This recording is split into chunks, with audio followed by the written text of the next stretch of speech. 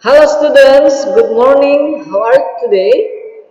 Teacher berharap semuanya dalam keadaan sehat dan tetap semangat mengikuti pembelajaran hari ini.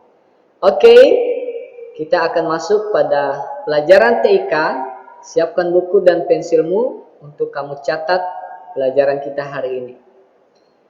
Baik, teacher ingatkan pelajaran kita minggu lalu yaitu mengenal komputer. Ada dua macam komputer, yaitu komputer meja dan komputer jinjing yang disebut laptop. Kamu harus tetap ingat ya, karena pelajaran-pelajaran yang kita pelajari akan masuk di ulangan harian maupun di ujian tengah semester dan ujian semester. Nah, topik pelajaran kita pagi ini adalah bagian-bagian komputer.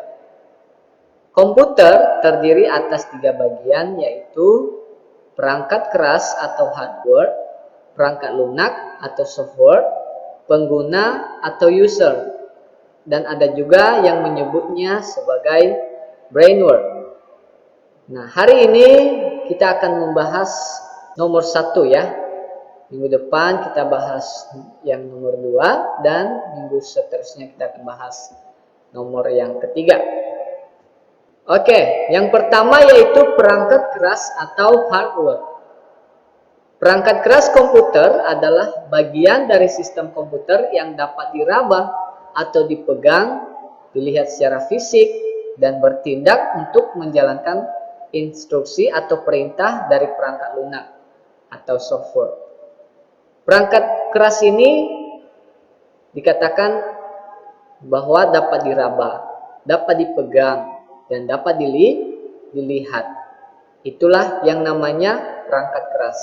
Perangkat keras ini berfungsi untuk menunjang atau menopang pekerjaan pada komputer. Contoh perangkat keras komputer. Yang pertama adalah CPU. Perhatikan gambar di bawah ini, ada 2 gambar di sini, ada badan komputer dan ada CPU. Inilah gambar CPU ya. CPU singkatan dari Central Processing Unit. Singkatan dari CPU adalah Central Processing Unit. CPU diletakkan atau berada di dalam badan komputer. Yang mana badan komputer? Nah, yang ini. Ini dia badan komputer. CPU ini berada di dalam badan komputer ini, ya. Dia tidak bisa kelihatan karena dia berada di dalam badan komputer. Badan komputer ini melindunginya. CPU bekerja seperti otak manusia, ya. Ini adalah otak komputer. CPU ini adalah otak komputer. Kalau tidak ada CPU, maka komputer tidak bisa hidup, tidak berguna dan tidak berfungsi. Ini contoh pertama perangkat keras komputer. Yang kedua adalah monitor atau layar.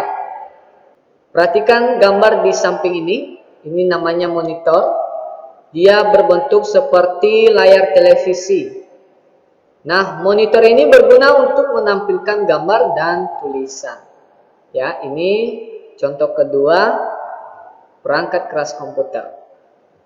Yang ketiga adalah keyboard atau papan ketik. Nah, perhatikan gambar di samping, ini adalah gambar keyboard pada komputer atau papan ketik di mana kita akan mengetik baik huruf maupun angka. Dan huruf dan angka yang kita ketik akan muncul di monitor ini, ya. Selanjutnya, mouse atau stylus. Mouse berguna sebagai alat penunjuk. Seperti ini bentuknya ya. Perangkat keras yang berfungsi untuk penunjuk, yaitu mouse. Seterusnya CD atau compact disk, ya. Perhatikan, ini dia gambar CD-nya atau kaset. Bentuk CD berupa lingkaran, ya, dan berlubang di bagian tengah, memiliki lubang di bagian tengah. Fungsinya apa? Fungsinya untuk menyimpan data dari komputer. Selanjutnya, USB flash drive. USB flash drive berguna untuk menyimpan data juga, ya, menyimpan data komputer. Seperti ini dia bentuknya.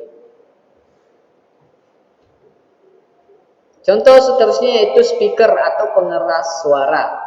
berguna untuk mendengar suara dari komputer. Ini adalah bentuk speaker yang simple yang bisa kita gunakan untuk komputer ya, seperti ini. Untuk menghasilkan suara yang lebih keras dari suara komputer itu sendiri. Seterusnya yaitu scanner. Scanner digunakan untuk menyalin dokumen atau gambar. Kerja scanner seperti mesin fotokopi. Dokumen yang disalin dapat disimpan ke dalam komputer.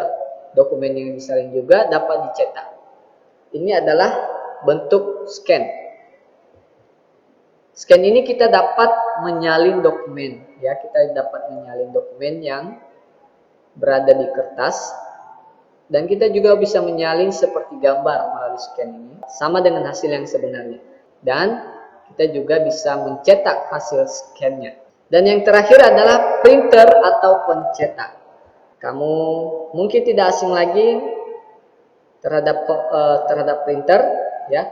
Mungkin kamu ada yang punya printer di rumah. Printer ini berguna untuk mencetak gambar dari komputer atau tulisan. Ya, dicetak melalui kertas. Seperti ini, nanti keluar hasilnya ketika kita sudah mencetak dari printer ya, melalui komputer. Oke anak-anak, demikian pelajaran kita. Teacher berharap kamu dapat memahami, dapat mengerti bagian-bagian perangkat keras komputer atau contoh-contoh perangkat keras komputer yang berfungsi untuk menunjang pekerjaan pada komputer.